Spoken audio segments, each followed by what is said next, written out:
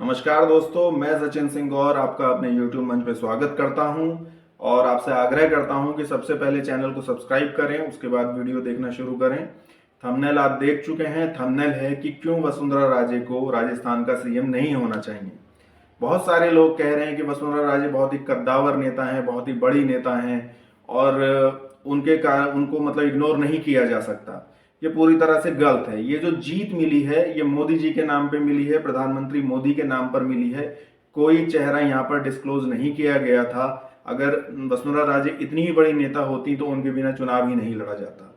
यदि उनके बिना चुनाव लड़ा गया तो इसका मतलब है कि उनका रेलिवेंस, प्रासंगिकता अब राजस्थान की राजनीति में खत्म हो चुकी है। और अब मैं पीछे की बातें करूंगा, थोड़ा सा इतिहास को जानने का प्रयास करेंगे कि क्यों ये रेलिवेंट थी राजस्थान की राजनीति में या कैसे हुई। वसुंधरा राजे को राजस्थान की राजनीति में लाने वाले थे जो राजस्थान राजनीति के मुख्य युग पुरुष रहे, भैरव सिंह शेखावत जी, जो कि खुद भी 2-3 बार सीएम रहे। और जब 2003 के आसपास उनको केंद्र की राजनीति में आना था, उपराष्ट्रपति बनना था, पूर्व उपराष्ट्रपति, तो उनको लगा कि एक वैक्यूम क्रिएट होगा बीजेपी की राजनीति में राजस्थान में। तो उनको एक अपना खास चेहरा चाहिए था और ऐसा व्यक्ति चाहिए था जो कि सभी वर्ग को समान रूप से कैटर कर सके। तो वो वसुंधरा राजे को लेकर के आए थे और वसुंधरा राजे को लेकर के आए। अब वसुंधरा राजे क्योंकि सिंधिया राज परिवार से थी तो वहां पर लोगों को लगा कि वो राजपूत हैं। अब राजस्थान की राजनीति में मुख्य रूप से 4 जातीय समूह हैं जो कि सबसे इंपॉर्टेंट है। एक है राजपूत, एक है जाट, फिर है गुर्जर और फिर है मीणा। अब जाट और राजपूत लगभग 10-10% के संख्या में है। कहीं पे जाटों की संख्या ज्यादा है, कहीं पे राजपूतों की संख्या ज्यादा है। और गुर्जर और मीणा भी 6-7% है। तो कुल मिलाकर के ये चारों जातियां मिलकर के हो जाती हैं लगभग 33-34% या 35% मान लीजिए आप एक राउंड फिगर में। अब ये चारों जातियों को जो साध ले अगर एक साथ, तो उसकी सरकार बनना निश्चित है। अब वसुंधरा राजे ने 3 जाति समूह को साध लिया था उस समय पहले इलेक्शन में, क्योंकि पहले इलेक्शन की 2003 की हमेशा बात करी जाती है कि भैरव सिंह शेखावत कभी भी बहुमत का आंकड़ा नहीं छू पाए थे, जबकि वसुंधरा राजे के टाइम पर 200 में से 163 सीट आई थी, लगभग 82%। और ये करिश्मा कभी भी किसी सरकार ने करा नहीं। पहले कांग्रेस ने करा होगा कभी, तो मुझे मालूम नहीं है, पर पिछले 30-35 साल में ऐसा नहीं हुआ था। तो इसलिए वसुंधरा राजे की बहुत प्रशंसा की जाती है।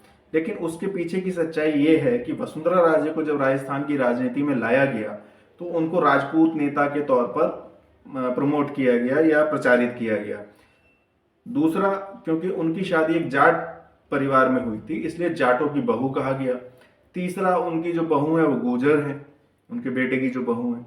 तो इस तरह से एक पूरा नैरेटिव तैयार हुआ कि जो राजपूत भी भाई खुश हो गए कि राजपूत हैं, जाट खुश हो गए कि जाट घर की बहू है। और वसुंधरा राजे ने जब मुख्यमंत्री बनने के बाद जो सबसे ज्यादा फायदा पहुंचाया वो जाटों को ही पहुंचाया और जाटों को ही अपने करीब रखा। हाँ, राजपूत भी उनके उसमें थे, ऐसा नहीं है कि राजपूत नहीं थे। राजेंद्र राठौड़ थे, भवानी सिंह राजावत थे और 1-2 और नेता थे। और इसी तरह से गुर्जरों ने भी समर्थन किया। और मीणाओं के पास भी कोई बहुत ऑप्शन उस समय होगा नहीं या नहीं ही था। तो इस तरह से एक बड़ा जातीय समूह का इनको समर्थन 2003 में मिला और इनकी 163 सीट आ गई। वो प्रदर्शन भी कभी रिपीट नहीं हुआ। 163 सीट लाने के बाद भी ये 2008 का इलेक्शन हार गई।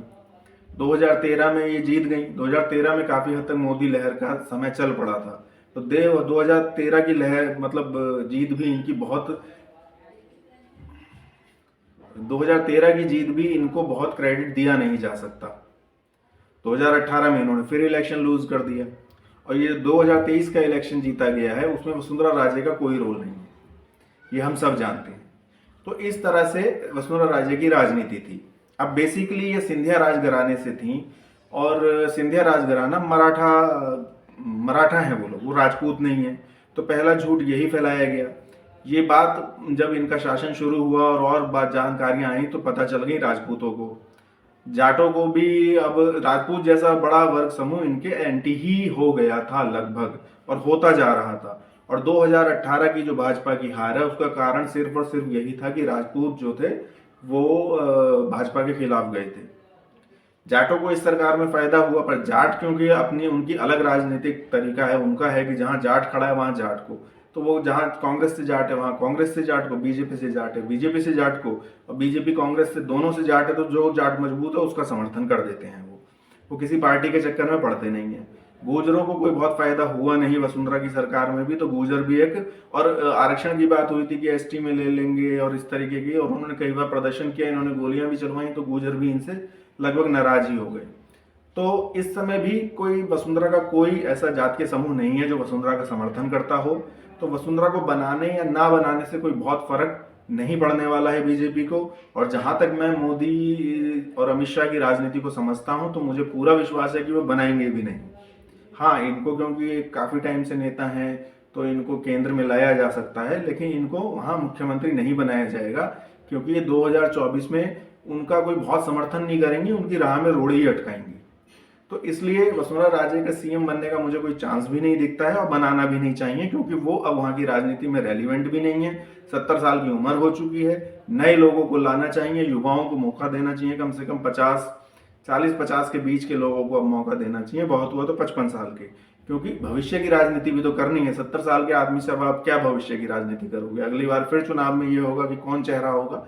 तो इसलिए भाजपा को अभी से ही युवाओं पे ध्यान केंद्रित करना चाहिए और उनको आगे बढ़ाना चाहिए, उनको आगे बढ़ने का मौका देना चाहिए। तो पहली बात कि वसुंधरा राजे प्रदेश की राजनीति में रेलिवेंट नहीं है। दूसरी बात, 2003 की जीत का मैंने बता दिया कैसे हुई थी और वो बाद में क्यों नहीं रिपीट हो सकी। तीसरी बात, इन्होंने अपने जो इनको लेके आए थे भैरव सिंह शेखावत, उनके साथ ही इन्होंने धोखा किया था, कभी भी उनको ही आउट कर दिया राजनीति से।